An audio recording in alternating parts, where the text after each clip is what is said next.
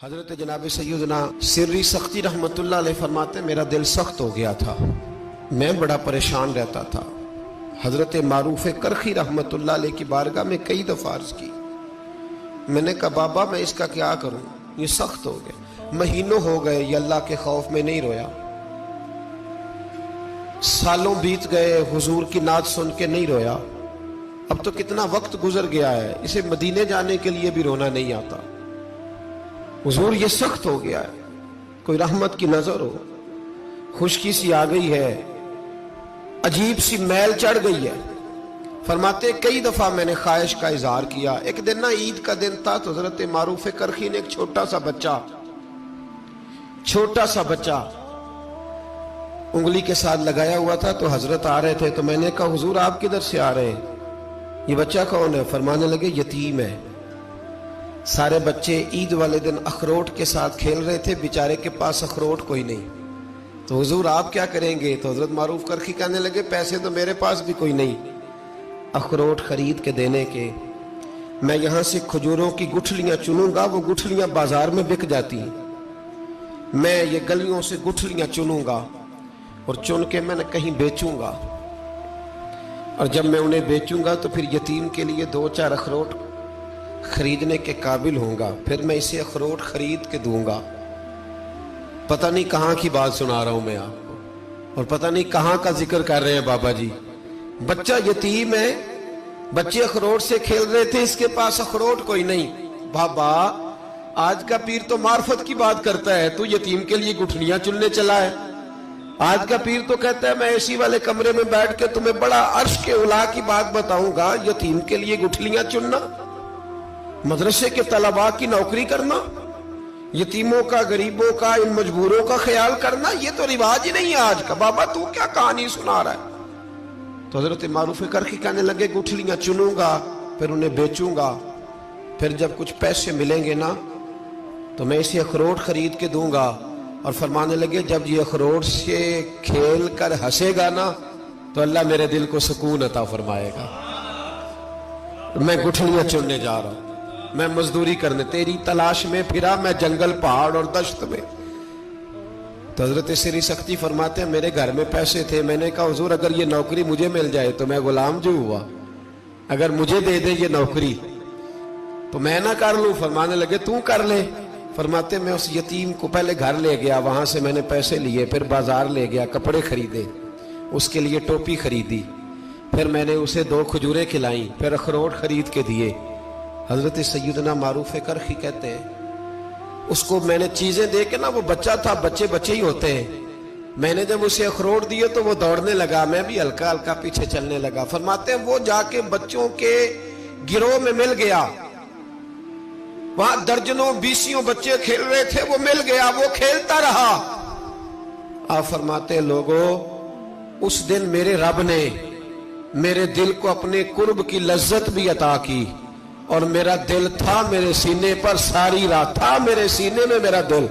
پر ساری رات میرے نبی کے قدموں کا طواف کرتا رہا ہے۔ اب نہ لگ گیا ہے، پاک ہوئے تے پاک بھی ملدا ہے، اے بنا پاکوں پاک نہیں ملدا۔ سادے وجود نو تون دے نالوں اکو تولا ٹکڑا دل دا، دل لگا کے، دل لگ جائے تو پھر وہ لگ جاتا ہے۔ آپ یقین کریں لگتا ہے تو مزہ دیتا ہے، اور جب تک لگتا نہیں پھر کوئی بھی کیف سرور حاصل۔ امام زین العابدین رضی اللہ تعالیٰ عنہ مولا علی شیر خدا کے پوتے، امام حسین کے صاحبزادے، سیدہ پاک کی پیاری نسل، امام زین العابدین گھر میں نماز پڑھ رہے تھے، غور کرنا بات پہ، گھر پہ نماز پڑھ رہے تھے، گھر میں آگ لگ گئی۔ جب آگ لگی ہے تو پھر شور بھی ہوتا ہے، کچھ لوگوں نے شور مچایا، آگ آگ آگ، دور دراز سے لوگ دوڑے، آپ کا ایک چھوٹا بچہ بھی پاس سویا ہوا ہے، آگ لگ گئی، شور ہو رہا، دور دراز سے لوگ پانی لے کے دوڑ رہے ہیں، آگ بجھائی جا رہی، امام صاحب نماز پڑھ رہے ہیں۔ حکم ہے کہ ایسی ایمرجنسی دیکھو تو نماز توڑ دو، پر اس کے لیے جو دیکھے ہی نہ، جسے سوجے ہی نہ ہو کیا رہا۔ امام زین العابدین پڑھتے رہے، نماز مکمل ہوئی تو آپ کی زوجہ کہنے لگی اللہ آپ پہ رحم کرے، گھر میں آگ لگ گئی تھی، سارا محلہ، سارا گاؤں، سارا شہر ٹوٹ پڑا، بچہ سویا ہوا تھا، آپ نے توجہ ہی نہیں کی۔ تو آپ فرمانے لگے ہلکی سی بن بناہٹ ہوئی تھی میرے کانوں میں، پر میں اللہ کی نماز پڑھ رہا تھا، پر میں اپنے رب کی میں اس کی نماز پڑھ رہا تھا، تیرے عشق کی انتہا چاہتا، تیرے عشق کی انتہا چاہتا، تیرے عشق کی انتہا چاہتا، میری سادگی دیکھ کیا چاہتا ہوں، ذرا سا تو دل ہے مگر شوخ اتنا، وہی لن ترانی سنا چاہتا ہوں، مجھے کیا خبر ادھر کیا ہو رہا، ادھر میں تو اس کے ساتھ میرا تعلق تھا، میں تو اللہ کی بارگاہ میں حاضر تھا، مجھے کیا پتا۔ بی بی کہنے لگی آگ لگ گئی تھی، تو فرمانے لگے بھلی مانس چپ کر، تم دنیا کی آگ بجھا رہے تھے، میں جہنم کی آگ بجھا رہا تھا، تم لوگ اپنے شور میں تھے تو میں اپنے ذائقے میں۔ الذین ہم فی صلاتہم خاشعون، فرمایا یہ لوگ اپنی نمازوں میں عاجزی کر دل لگا کے کرتے ہیں جو کرتے ہیں۔ وہ بڑی خوبصورت مثال ہے، حضرت رومی نے لکھی ہے، بڑی مشہور بھی ہے۔ ایک نمازی نماز پڑھ رہا تھا، میری طرح کا نمازی، مجنو اس کے آگے سے گزر گیا، لیلا کے گھر جا رہا، تو نمازی اتحیات پہ تھا، اتنی دیر میں اس نے بھی نماز مکمل کر لی، تو پیچھے سے جا کے مجنو کا گریبان تھاما، کہنے لگا شرم نہیں آتی تجھے، مسئلے کا نہیں پتا، نمازی کے آگے سے نہیں گزرنا چاہیے؟ تو کہنے لگا یار معاف کر دو، مجنو کہنے لگا معاف کر دو، غلطی ہو گئی، حالانکہ شہزادہ تھا، پر معافیاں کیوں مانگ رہا ہے؟ اس لیے کہ کسی سے دل جو لگ گیا ہے، عاجزی آ گئی، ان کے چل یار معاف کر دے، تیری مہربانی، نمازی ناراض نہ ہو جائے، نمازی بڑے ڈاڈے ہوتے ہیں، کئی دفعہ بڑے سخت ہوتے ہیں، نمازی تھا بڑا پکا، تو وہ کہنے لگا نہیں، نماز خراب کر دی تو نے، تجھے پتہ نہیں آگے سے نہیں گزرنا چاہیے، اور ویسے بھی زمانے کا رواج ہے، جو معافی مانگ لے لوگ سمجھتے ہیں بزدل ہے، یہ بھی بڑا مسئلہ ہے، آپ تھوڑا سا کہہ دیں کہ جب دیکھی جائے گی جو ہوگی، لوگ سمجھتے ہیں نہیں ہے دم کم، معافی مانگ لے سامنے والا بگڑ جاتا ہے، الا ماشاءاللہ،